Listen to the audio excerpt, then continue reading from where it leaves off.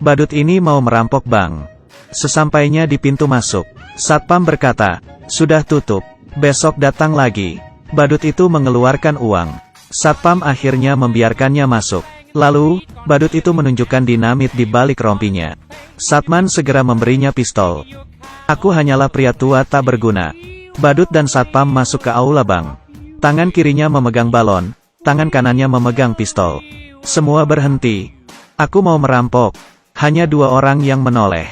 Nasabah lainnya tidak peduli. Kali ini, badut berteriak lagi dengan satpam. Semua orang hanya tertawa. Suasana sangat canggung. Badut yang marah meletuskan tembakan peringatan. Barulah semua orang percaya. Manajer bank menekan tombol alarm. Semuanya disuruh meletakkan tangan di atas kepala. Bahkan, anjing Nyonya Kaya tak luput. Melihat pistol, anjing itu mendadak diam. Ia memberikan kresek hitam ke teller. "Masukkan uang ke kantung sampai penuh." Nasabah pria di sebelahnya berkata, "Itu uangku." Mereka belum menulis tanda terima. Badut memiliki etika. Ia menyuruh teller menulis tanda terima dulu. Badut lalu mengurung semua orang di brankas. Satpam tua membantu menghitung jumlah sandera. Setelah semuanya masuk, tanpa disuruh satpam memberinya kunci. Ia lalu ikut masuk menyusul mereka. Badut mengeluarkan kantung plastik lagi. "Isi sampai penuh lagi." "Diam kalian, aku tidak akan menyakitimu." Badut lalu memanggil manajer.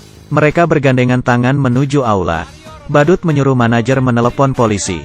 "Bila melawan, aku akan meledakkan bank ini." Badut menunjukkan dinamit di badannya. Saat ini, penembak jitu sudah mengintai. Begitu mendengar bank dirampok, masyarakat berbondong-bondong menonton. Pedagang keliling juga tancap gas ke sana. Kesempatan untuk mencari uang. Sandera di dalam brankas. Sangat bosan, ada yang garuk-garuk kaki, merekam pesan wasiat, berdoa rosario, mengunyah permen karet, dan ada yang menangis. Badut yang bosan, mencoba menembak CCTV. Tapi, kemampuan menembaknya payah. Pistolnya kehabisan peluru. Semua tembakannya meleset. Ia akhirnya memakai pistol satpam. Sekali tembak, CCTV rusak. Kepala polisi menelepon. "Kenapa tadi kamu menembak?" Badut berkata, "Tadi aku menembak CCTV, karena ia mengamatiku. Sekarang aku butuh bus dengan bensin penuh. 1 motor, 1 truk monster, 2 helikopter. Setiap permintaan yang dipenuhi, aku akan melepas 1 sandera." Helikopter pun tiba. Badut memilih 1 sandera untuk dilepas. Pria yang menangis tadi, muntah di sarung tangannya. Entah siang tadi dia makan apa. Di brankas yang tertutup, semua orang jadi mual mencium baunya. Secara demokratis, badut menyuruh sandera memilih. Semua orang menunjuk pria yang muntah tadi. Akhirnya, ia dilepas. Pria itu jatuh dan muntah lagi. Bus dan motor pun tiba. Saat badut memilih sandera, manajer bank datang dan berkata, "Aku berikan jamku senilai $12.000 ini. Tapi, kamu harus memilihku." Badut berkata ia adalah orang yang bersih. Dan tidak pernah menerima suap. "Kalau tidak, aku akan membantumu menjual jam itu. Harganya mulai $300. Setelah 3 kali meneriakkan $300 dan tidak ada yang menawar, badut memberi manajer $300 dan membeli jamnya. Dengan sopan, ia mencopot jamnya senilai $2 dan memberikannya ke manajer. Badut melanjutkan pemilihan.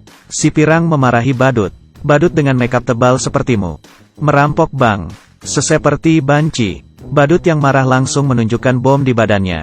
Para sandera lain langsung memilih si pirang. "Kami ingin hidup lebih lama." Badut akhirnya melepaskan si pirang dan si keriting. Kepala polisi ingin tahu situasi di dalam. Si pirang diam saja. Si keriting bicara bertele-tele. Saat kepala polisi lengah, si pirang menghapus noda putih di telinga si keriting. Kepala polisi kehabisan pertanyaan, dan melepaskan mereka. Lalu, truk monster sampai. Kepala polisi menelpon lagi. Tapi, tidak dijawab. Adegan beralih ke jalan. Mereka bertiga berkumpul, dan merayakannya dengan sampahnya. Rupanya, si keriting tadi adalah badut. Si pirang itu pacarnya. Pria yang muntah tadi adalah temannya. Mereka berdua masuk ke bank dulu dan menyamar sebagai nasabah. Mereka bertiga berpura-pura jadi sandera untuk keluar. Badut menelepon kepala polisi. Ia berkata truk itu terlalu jelek. Dan ia tidak suka. Jadi, ia minta truk itu diganti. Bila tidak, Sandra akan ditahan. Sebenarnya, ini untuk mengulur waktu. Saat menutup telepon, temannya tak sengaja menekan klakson. Kepala polisi merasa ada yang salah. Di dalam bank, tidak mungkin mendengar klakson sejelas itu. Polisi akhirnya menyerbu. Di aula, hanya tinggal balon di langit-langit. Mereka bertiga tahu, dan langsung tancap gas ke bandara. Tapi, mereka tak punya peta. Jalanan sekitar terasa asing. Mereka tersesat. Mereka bertanya pada pekerja di pinggir jalan, yang ternyata juga orang luar kota. Mereka juga tidak tahu. Akhirnya, mereka bertemu seseorang yang punya peta. Siapa kira pria itu juga perampok. Ia menodong badut dan mengambil dompetnya. Tapi, di dompetnya hanya ada $4. Badut bilang, jamku ini harganya 12.000. Lepaskan kami, dan ini milikmu. Pria itu bilang, pria miskin sepertimu, tapi punya jam seharga 12.000. Kamu kira aku bodoh? Lalu ia mengambil koper mereka dan pergi. Koper-koper itu cuma berisi baju mereka. Mereka memutuskan kembali ke rumah si Pirang. Tempat parkir penuh, jadi, mereka parkir di pinggir hidran. Si Pirang berkata, dendanya aku yang bayar. Dengan gembira ia memamerkan uang di balik bajunya. Rupanya, mereka menyembunyikan uangnya di baju. Saat mau pergi, penyewa baru datang. Ia mengira mereka pencuri, lalu menodong mereka. Ia mau lapor polisi. Badut berkata, berapa uang sewamu sebulan? Aku dulu $1.200. Penyewa bilang, kenapa kita 2.600? Seketika, mereka terdiam, dan tidak peduli apakah mereka pencuri atau bukan. Saat itu, gedung sebelah kebakaran. Mobil mereka menghalangi hidran. Pemadam memecahkan kaca mobil dan menggesernya. Tapi, mobil mereka berada di tanjakan. Mobil merosot ke bawah. Kepala polisi akhirnya sadar. 3 sandera yang keluar tadi adalah perampoknya.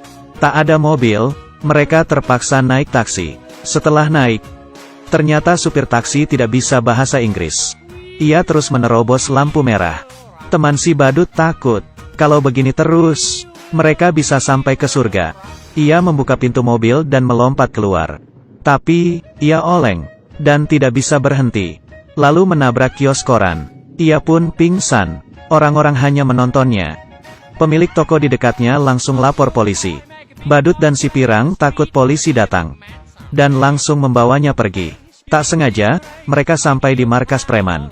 Para preman mengacungkan pistol, dan menanyai mereka. Badut yang cerdas berpikir, bila ia berkata salah masuk, mungkin mereka akan dibunuh. Kami menagih hutang. Tak disangka, ternyata preman itu punya hutang kepada mafia. Ia bertanya, kenapa yang biasa tidak datang? Badut bilang, dia sedang marah. Buktinya temanku barusan dilempar dari mobil. Dia bilang, lunasi hutang kalian hari ini. Kalau tidak, ia akan membanting kalian satu-satu. Preman itu takut, dan melunasi hutangnya $6.000. Mereka bertiga dengan senang keluar. Saat menunggu bus ke bandara, supir bus sangat kolot. Bayar bus harus pakai koin. Tidak boleh pakai uang besar. Badut akhirnya ke toko untuk menukar uang. Toko sudah dipenuhi polisi. Penagih hutang mafia yang sebenarnya sampai. Preman bilang uangnya sudah diambil. Preman itu dipukuli. Saat itu, preman melihat badut yang keluar dari toko. Badut langsung lari ke bus. Penagih hutang mengejarnya. Polisi yang melihat penagih hutang lari, mengira ia adalah buron, dan langsung menangkapnya. Mereka tak menyangka 3 buron itu di dalam bus. Akhirnya, mereka tiba di bandara. Di dalam pesawat, kepala polisi sudah di sana dengan pistolnya. Badut dan temannya sangat cemas. Mereka angkat tangan. Siapa sangka pria di depannya berdiri, dan mendorong teman wanitanya. Rupanya itu bos mafia. Mendengar bawahannya ditangkap, ia mau melarikan diri. Bos mafia tak mengira kepala polisi akan datang. Ia mengira akan ditangkap, lalu mendorong teman wanitanya. Kepala polisi tak berani menembak. Bos mafia langsung menindihnya. Badut dan temannya bergegas membantu. Kekacauan terjadi. Pistol kepala polisi jatuh di depan toilet. Saat bos mafia ingin mengambilnya, ada yang keluar dari toilet, dan membentur kepalanya hingga pingsan. Akhirnya, bos mafia ditangkap. Karena komplotan badut sudah mengganti penampilan. Kepala polisi tidak mengenali mereka. Ia bahkan memuji badut sebagai warga negara yang baik. Bahkan mencatat nama mereka. Setelah pesawat lepas landas, kepala polisi baru sadar. Nama yang dicatatnya barusan adalah nama badut perampok bank. Tapi, ia tidak rugi menangkap bos mafia. Keuntungan bos mafia 1 hari setara dengan hasil rampokan badut 1 minggu. Sejak saat itu mereka bertiga hidup bahagia tanpa beban. Film selesai sampai di sini. Ini adalah film komedi tahun 1990 tentang 3 buronan. Awal film menceritakan kejahatan mereka. Akhirnya film malah menceritakan kisah kepahlawanan mereka. Film ini sangat lucu. Oke, aku Kaki Minyak. Like dan subscribe, ya. Bye.